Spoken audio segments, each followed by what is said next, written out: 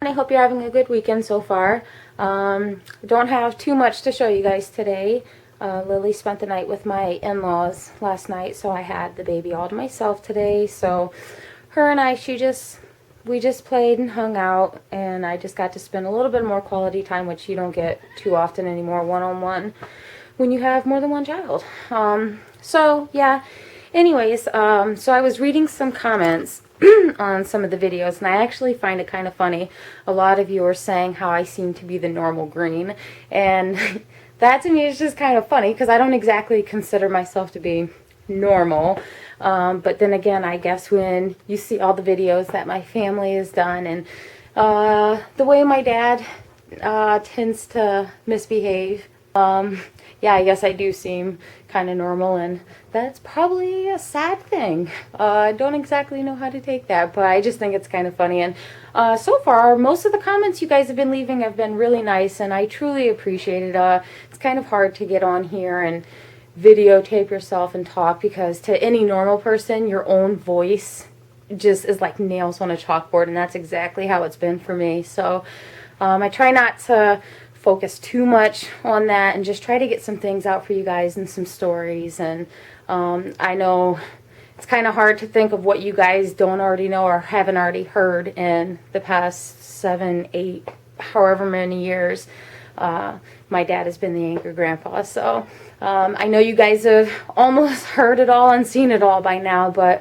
I'm going to try and come up with a few of my own things, give you my side and my take on some things that have happened. And I'm also just going to continue to do things around here, show you guys my life and my girls, because without them I wouldn't have anything. They're just the air I breathe. So I just really appreciate you guys.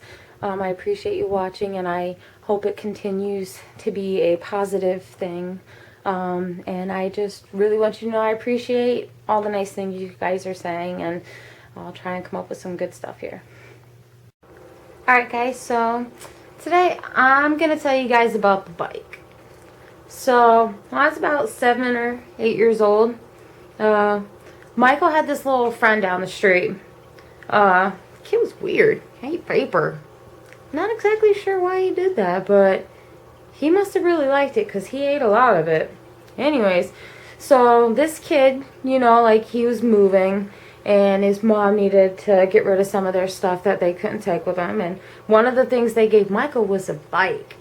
Real nice bike. Michael, you know, I hear him, he comes pedaling in real fast, and he's like, look what I got. And I'm like, wow, look at your bike. Can I ride it? He's a little braggs. No, it's mine. Get your own bike. Screw you. All of a sudden, I hear Jennifer and Charlie. They come in. They each got a bike. No shit, not even joking. They each got a bike. Apparently my grandparents, who lived in the same trailer park as us, they both had real nice bikes. Neither one of them had a use for them anymore. They weren't riding them. They figured they'll be perfect for Jennifer and Charlie. So they gave them to them. Thinking, fuck, I want a bike too. But, you know, I never really was the type of kid to cry or get upset or throw tantrums or anything when I didn't get my way, or if I didn't get, you know, something that they got. You know, I just kind of hung tough, and then eventually, you know, karma. I'm not that big of a deal, but I'll admit I was kind of sad. You know, I wanted a bike too. They all got them. So Dad, you know, he was all drunk with his buddies, and they were like, all right, you know what? He's like, we're going to go get my daughter a bike. He was like, let's go in the neighborhood. He's like, I'm sure someone's thrown one away. So my dad, you know, he gets up, goes with his buddies. They go driving off into the neighborhood. And I'm thinking, yeah, I'm going to get a brand new bike too. Like, I'm so excited. So, you know, about 15, 20 minutes goes by. Dad comes back. He goes, Kimberly, got you something. I'm thinking, yes, he got me a bike. All of a sudden, he pulls this bike out of the back of the truck, sits it on the ground. Damn bike ain't got no seat. Metal pole just comes straight up, and it's like folded and like bent and like all jagged on the edge and shit.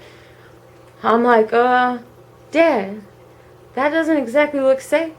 He's like, Ain't my goddamn problem. He's like, you wanted a bike? I got you a bike. He's like, you either ride the motherfucker or you throw it in the garbage. Ain't my problem. I got you a bike. You ride it? He was like, then you ride it. He was like, you be careful. He was like, but it ain't my problem. I'm like, alright, you know, Dad's giving me permission to ride this thing, so I guess I'm riding it. So I get on. You know, at first I'm thinking, all right, you know, that's all excited. You know, Jennifer, Charlie, me, Mike, like, we're all riding. All of a sudden we get to the part of the neighborhood, has speed bumps. And of course they all think it's funny. I got a bike, no seat. And they're all making fun of me. And as we're riding, you know, they're getting real close to me. And they're like trying to skid their tires with my tires to try and make me like lose my balance. And we get to this speed bump and I just see it out the corner of my eye. I see Charlie coming straight for me. He comes up to me with the back tire and he's like, speed bump. And he zids against my tire. Hit that speed bump. Go up. Straight down. Ass cheek. Cut wide open right on that pole. All of a sudden I slam into the ground like a ton of bricks. That shit hurt. Charlie, you know, of course he's, oh shit, I'm gonna be in so much trouble. So they, you know, hurry up, haul ass back to my parents' house, you know. All of a sudden, you know, there's neighbors out there. Everyone's like trying to help me, like trying to figure out where exactly the bleeding's coming from. I'm just like, oh, I'm going to be in so much trouble. Mom and Dad are going to be so pissed.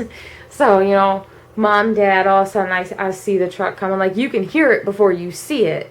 But, you know, I see him coming. They ain't got no muffler. All of a sudden they pull up. Dad's like, get your ass up, get in this goddamn truck right now. I'm like, oh, you know, getting up, like, trying to, like, drag to the truck. He was like, get in this truck right now. He's like acting a fool, got all these people out here. He was like, get your damn ass up right now and get in here. I'm like, oh, Dad, I hurt so bad. I'm like, my butt hurts. He was like, you keep out here acting like this. He was like, your butt's really going to hurt. Get your bike. So I gotta get up and I get my bike and I throw it in the back of the truck and I go to get in the front seat. He's like, you ain't getting up here with all that bleeding. He's like, you better get your ass in the back. Now he knew it really wasn't that bad.